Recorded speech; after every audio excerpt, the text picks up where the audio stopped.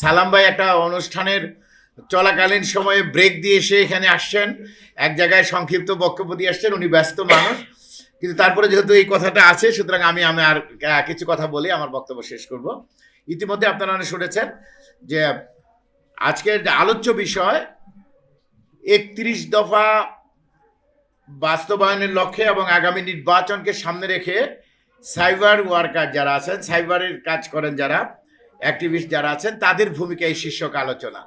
সেই জন্য আপনাদেরকে ৩১ দফার সম্পর্কেও জানতে হবে, বাংলাদেশ জাতীয়তাবাদী দল সম্পর্কে জানতে হবে, আগামী নির্বাচনে আমাদের কি কি করণীয় সেটা আমাদের আগে জানতে হবে, পরে বলতে হবে।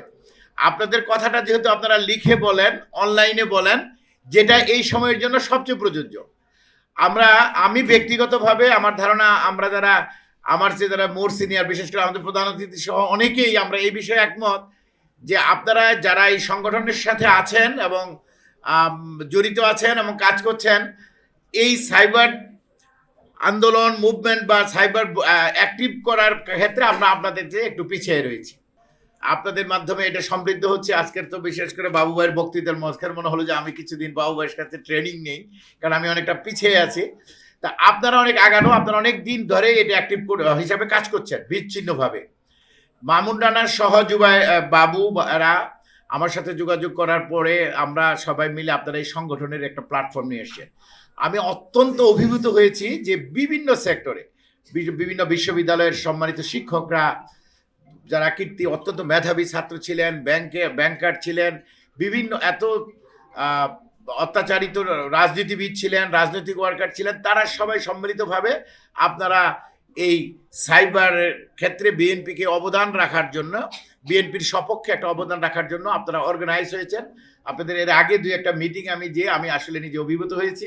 এই জন্য আজকে সালাম ভাইকে দাওয়াত দিয়ে আনার পিছনে এটা একটা বিশেষ কারণ আমার পক্ষ থেকে, যে বিএনপির সহযোগী সংগঠন যে কয়টা বিএনপিকে হেল্প করার জন্য কাজ শুরু করেছে এবং তারা বিএনপিতে অগ্রগামী ভূমিকা, এবং আমাদের চেয়ারম্যান, ভারপ্রাপ্ত চেয়ারম্যানের কাছে তারা সুদৃষ্টিতে আছে, তার শুরুটা সালাম ভাইয়ের মাধ্যমে বেশি হয়েছে।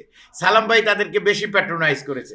তা আমি মনে করি যে আজকে আপনারা এতগুলো মেধাবীরা যারা অক্লান্ত পরিশ্রম করছেন এবং বিএনপিকে কন্ট্রিবিউট করার জন্য আপনাদের মেধা এবং যোগ্যতাকে কাজে লাগাচ্ছেন, এবং আপনারা, একজন বক্তা শুরুতে বলেছিল যে আমরা কাজ করছি, মূল্যায়ন পাচ্ছি না। আপনাদের আরেকজন বক্তা আবার এটার উত্তর দিয়েছে যে আমরা এমন কাজ করছি যেটার কোনো মূল্যায়ন নাই।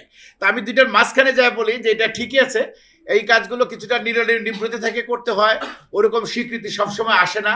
তবে আপনাদের একটা নিজেদেরকে একটা সুসংগঠিত থাকতে হবে, এর সংখ্যা বৃদ্ধি করতে হবে। আপনারা এটা পরিকল্পনা করেছেন। এই বিষয়টা, কাজের স্বীকৃতিটা যাদের জন্য করছেন, সেই দলকে, সেই দলের যারা শীর্ষ পর্যায়ে নেতা আছেন তাদেরকে অবহিত থাকা দরকার।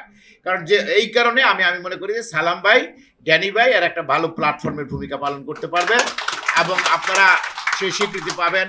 আসলে সংস্কার প্রস্তাব নিয়ে অনেক কথাই বলেছেন। বাংলাদেশের যত সংস্কার হয়েছে, বাংলাদেশ নামক রাষ্ট্র, বাংলাদেশ রাষ্ট্রের যত সংস্কার শুরু থেকে নিয়ে সব কয়টা বিএনপি করেছে। ইতিমধ্যে বিভিন্ন বক্তা বলেছেন 1971 সালের মহান স্বাধীনতা যুদ্ধ, সেটা বড় সংস্কার। একটা পাকিস্তান রাষ্ট্রকে ভেঙে একটা নতুন রাষ্ট্র, সেটার ঘোষণা দিয়েছে বাংলাদেশ জাতীয়তাবাদী দলের প্রতিষ্ঠাতা শহীদ রাষ্ট্রপতি জিয়াউর রহমান। নিজে থেকে যুদ্ধ করেছেন।